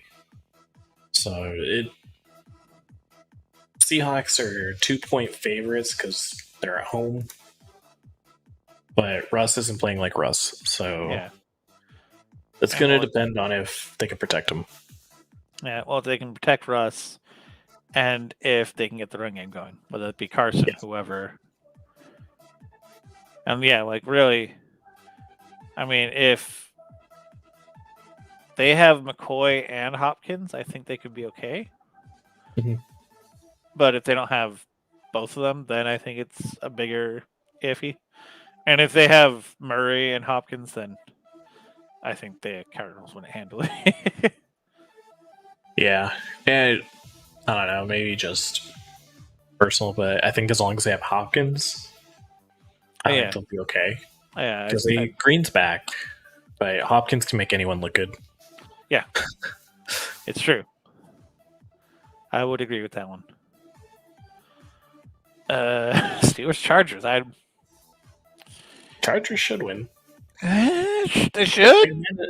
If Big Ben isn't there, like the old Joey Bosa should be able to disrupt. So okay, all right. So that was the thing I saw.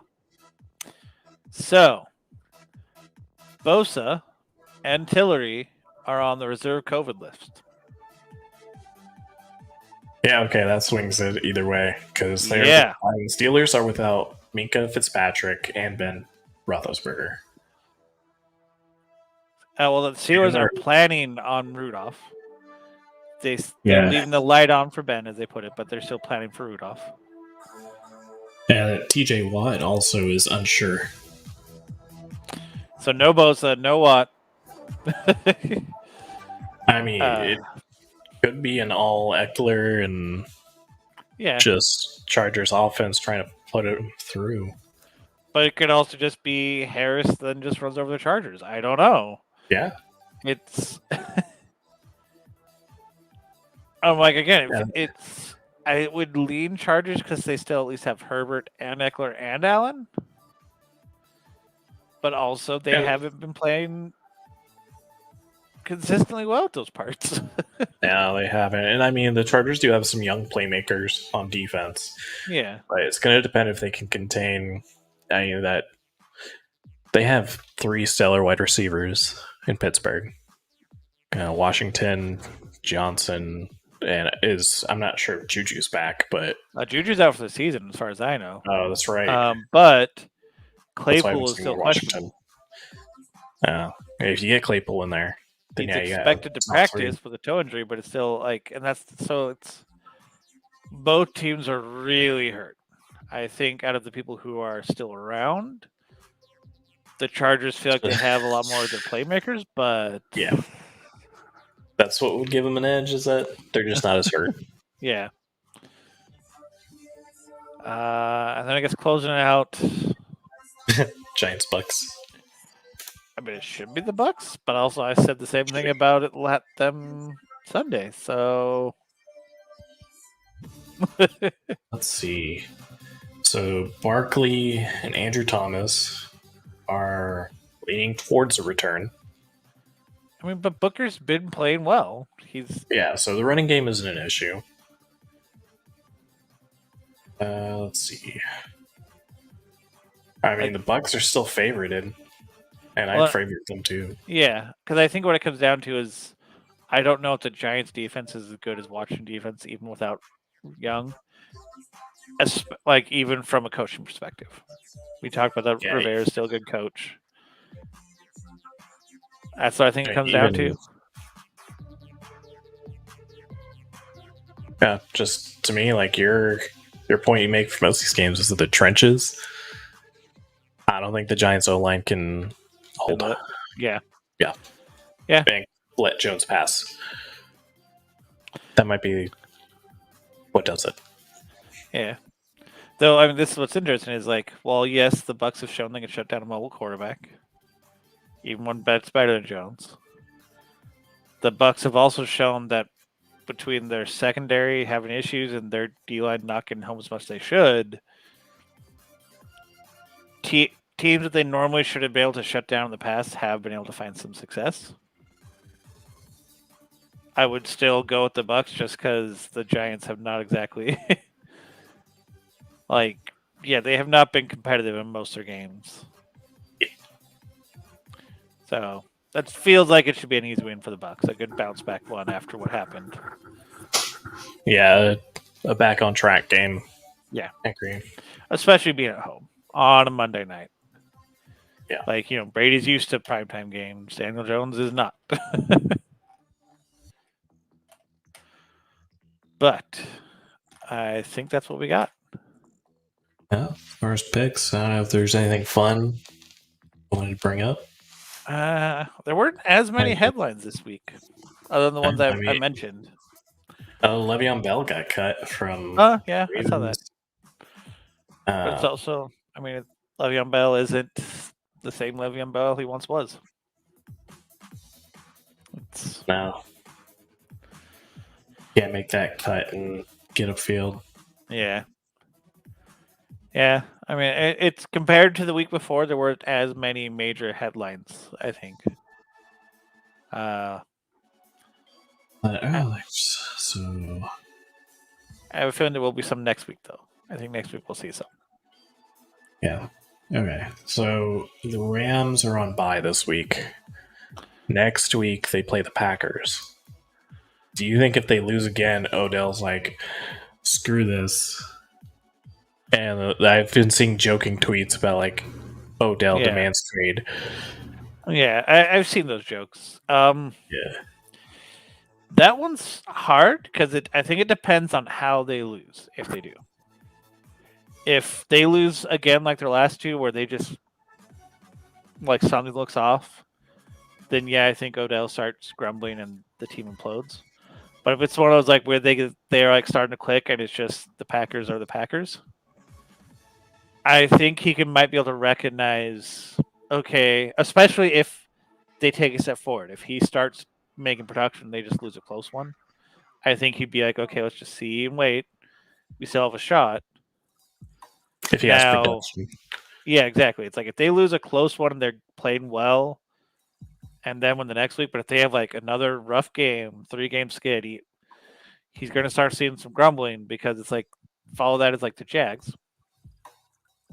They should easily win that one, but if they're on a 3-game losing streak, then they're starting to fade in the playoff race. They're losing that lead, and then he can look for a release. Yeah, it's going to be a pivotal game. I think it really does. Yeah. But also, I think he might recognize that with Woods being out, it's time for him to also put up or shut up. Because and they couldn't lean on him in the last game either. They showed it. Like they run an up-tempo offense that gets them going and rolling, and he can't. They have to huddle with him. Yeah, and they made that. They did that for a minute, but it gave the Niners a chance to pick up on what was going on. And you saw he only played a handful of snaps, and they played better without him.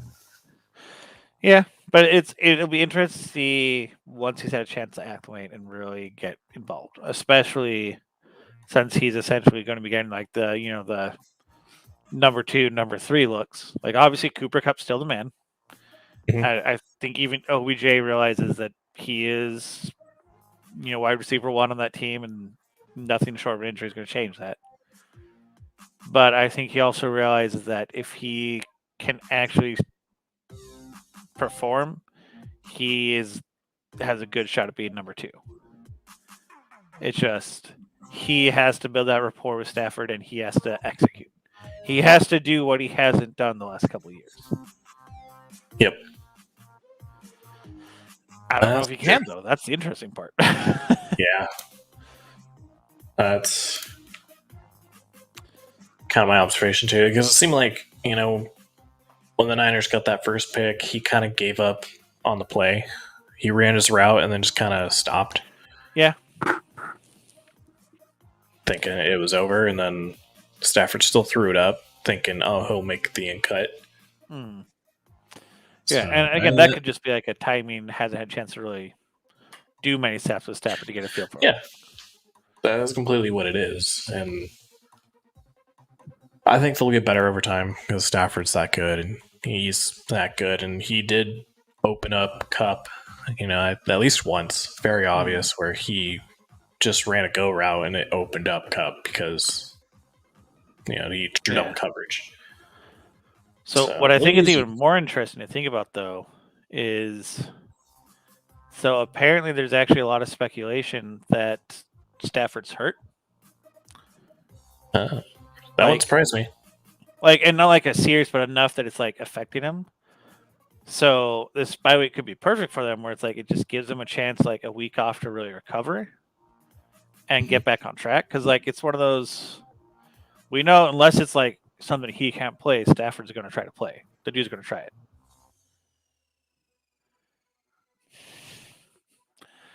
And so I think having that bye week for him to get healthy is, if that's what's going on, is huge for the Rams because they need him to not be, and the dude's had been hurt so many times. I don't know how he couldn't have just more aches and pains than a normal player. Oh yeah, even this season he's dislocated his finger twice. Yeah. Oh, once during the game in Seattle and in training camp. Yeah. So I wouldn't doubt it if he keeps dislocating it and that's messing with him. Because that would screw with your accuracy very easily. Yeah. Well, it's like, I know this is anathema to say to a Niners fan, but if the Vikings can't win the ring, I would love to see Stafford get one. He's a Steve Nash kind of player to me. Where it's like, even if he's not on the team I'm rooting for, unless he's on a select 2 teams, I want to see him do well because how can you not root for the guy? Yeah.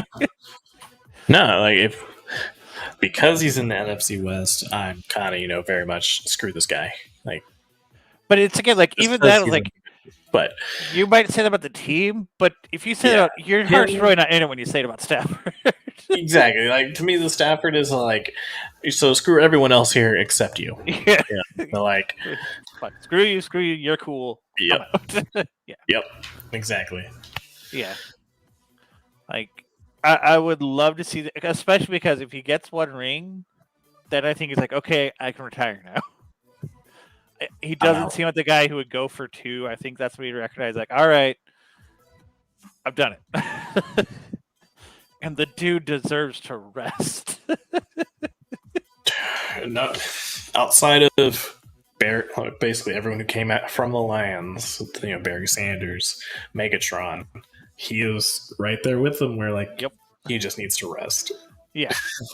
Well, argue, I'd say he has it worse because Megatron and Sanders, that dude has taken a beating and endured and still push for wins. Yeah. And he has literally broken his back carrying that team. Literally. Gone through multiple. Did he go? He went through multiple 0-win seasons. Yep. While still setting records. Yeah. With no one. He was setting records and he was it. No, I couldn't name anyone else who was on the teams with him. Nope. Yeah. I gotta be honest, I think they are them and the Bills are my number 2 and number 3 teams, where it's Vikings and then those 2 this year. If it's not for them, I want to see one of those 2. Rams for Stafford's case and Bills just because, let's be honest, if there's any fan base that understands the pain of going 0-4 in the Super Bowls, it's the Bills. I know it's the Vikings spread it out over a few decades. Yeah, I can go with that minus the Rams, honestly. Yeah. If Stafford get the ring and the rest of them couldn't, yeah, sure. But also think of it this way: if you had to pick a scenario for the Rams to win a ring under, can you think of a better scenario you'd want it to be where it's Stafford getting a ring? No. Especially since it would sell off the ideology of get rid of all your picks. Bring in all the veteran stars. Just cash in year over year. Because then anyone who has star players, they'll just start cashing in. Although, to be fair, we already saw that with the Bucks the first time around. When they won that Super Bowl, they had the first thing, and then they just imploded afterwards. That's why I think it would just sell it. Yep. And let's be honest, the Rams are probably imploding after this year just because, I don't know, they get nothing in the draft. Who? Who and who? Let's see. Ooh. Bryan Edwards or Kadarius Toney. Oh, yeah. That one's a rough one. A lot of inconsistency. And then Debo. Yeah. Debo background.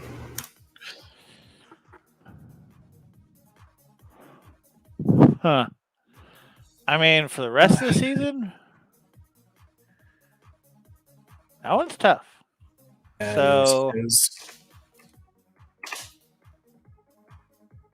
like, for the next game, I would lean Edwards just because I don't think the Giants will do well against the Bucks. I mean, but if you're playing the long game, I mean, look at the rest of the schedules for those two teams. That one's hard because I feel like the Raiders have the easier schedule remaining. But the Raiders also feel like they're a hot mess. Yeah, and so to me it depends. So as long as Shepard necessarily stays irrelevant, then yeah, I'd go Toney. Just because Carr is really an inconsistent thrower. He tends to lock in on like 1 to 2 guys every game and just throws to them. Typically it's Waller and it's going to be run throw. If Bryan Edwards is that guy in that game, then yeah, you're going to get points. He might even spread it to 3 guys, but typically he just kind of sticks with the 1-2 look. Yeah. And Toney, he's shaping out to be like their number 1 a little bit. Like he's stepping up big. Yeah. I mean, the other thing I think in his favor is that the Giants have a more consistent, better, and overall better run game this year. So that's, I think, also in their favor is, obviously, generally speaking, if you have at least a viable run game, you tend to do better overall. And while Booker isn't necessarily the same as Saquon, he's still been playing really well. And they also might get Barkley back. Whereas, as we just talked about,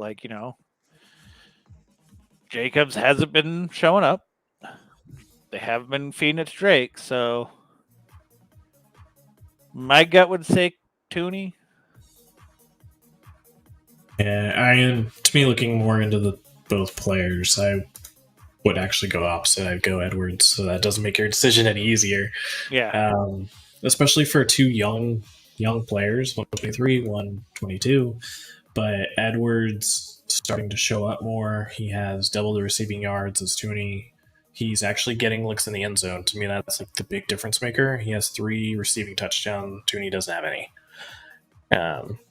So that's just my observation. I would go Edwards over Toney if you're looking for a season. But in reality, they're both very similar, and it's a matchup play week over week. It really is. And it said it before, it's always like minimalizing risk. So whoever you feel like you're risking the least with. Yeah. I mean, and that's also what's interesting, I think, about so now I'm looking at stats is so Toney had a monster game and the rest are kind of in May. That's the one he got ejected from, I think.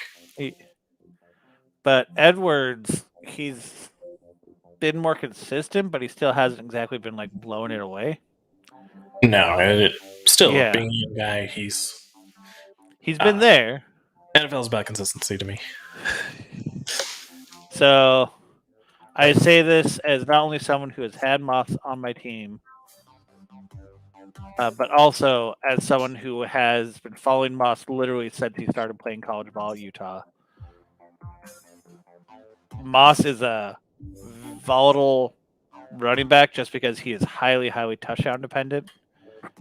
And between not only Singletary, but also now Breida is starting to show up, it's way too common that someone either vultures his touchdowns or his touches. But it's also just as likely that he's going to vulture touchdowns from the other two. And especially with but the downside is that though it's also the Ravens' running game. Their running backs have really been non-existent. So, well, Bateman is a receiver.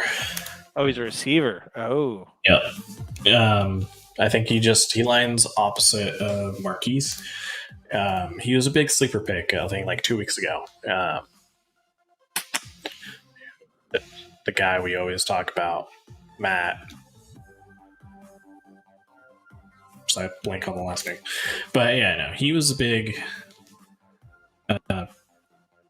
sleeper. Looks like another young guy, 21 years old. He's had a couple pretty good games, and I think he's starting to show up more because let's see, against the Dolphins, he had 6 receptions for 80 yards. So it's basically as long as Brown isn't showing up, then they're going to Bateman. Yeah, I mean, so he only has looks like 4 games where he's actually had something. But even those games, he's still been serviceable. I would lean Bateman just because his ceiling seems to be higher. Versus Moss is, if he's not getting a touchdown, you're probably getting maybe 6-7 points. But you could just as easily getting like 0 to 2 points out of Moss.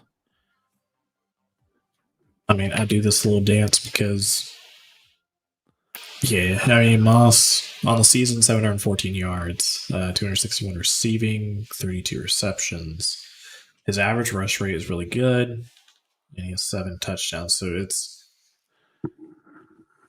very dependent on if the Bills get rolling. And I think if you're playing a matchup where the defense isn't necessarily known for their rush defense, so that the Bills will try and take advantage. You'd think that, but this is saying as someone who has had Moss on his team and also has had to be. Knowing that, I've had to start him because I've had some pretty bad injuries to my running backs. All of those games, I'm like, hey. Like, I mean, a good example is I started him against the Jets thinking, hey, he's going to run over the Jets. This is his time to shine. You know what he did not do?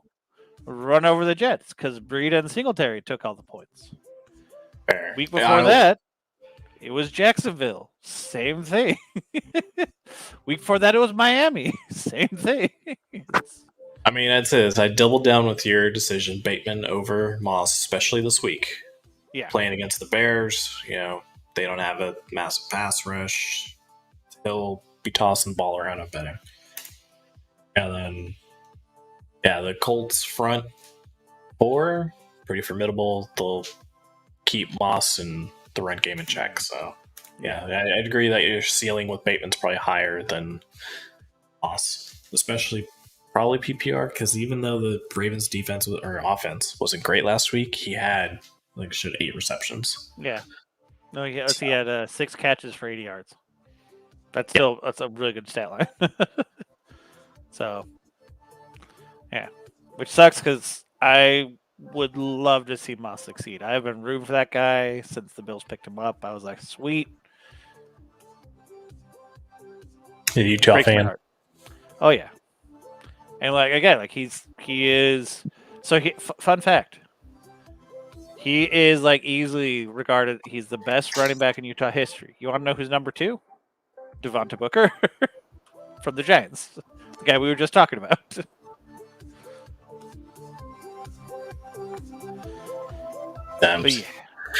Yeah, glad you caught us. That was the end of the podcast. Typically, we try not to go over 2 hours. I'll wait just a second more if you got one more question. But If you want any Otherwise, more bad advice, we are here for it. yeah. Any more bad advice? I'm really curious what the success rate has been for the advice we've given out. That'd be a fun stat. Like, go back and review all the clips. Like, okay, who have we recommended versus how they performed? I'm God. actually really curious. I do It might have not be all good to see, but I'm really curious now. I personally I hate the sound of my voice.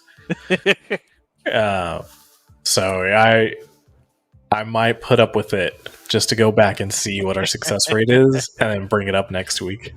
I mean, so you know why that is? Like, people tend to hate the sound of their own voice. So, if I remember We sound correctly, it's different. because it basically essentially is you don't have like that low register as much as when you hear it in your own head. Like, you don't have like the bass, the vibration stuff, and so it just Mhm. sounds a lot higher. And you're like, oh, that's what it sounds like? Yeah. Yeah. It's weird. That is weird. Humans are weird. Well, I'm glad you can show up, chill with us. Hopefully, we help you. Because you don't sound nasally like me. I think I sound nasally. Yeah. I think I do too. Yeah. But whatever. It's all good. Anyone who showed up, glad you showed up. Yep. Just remember, our advice is good or our money back. I like it. Ending on that one.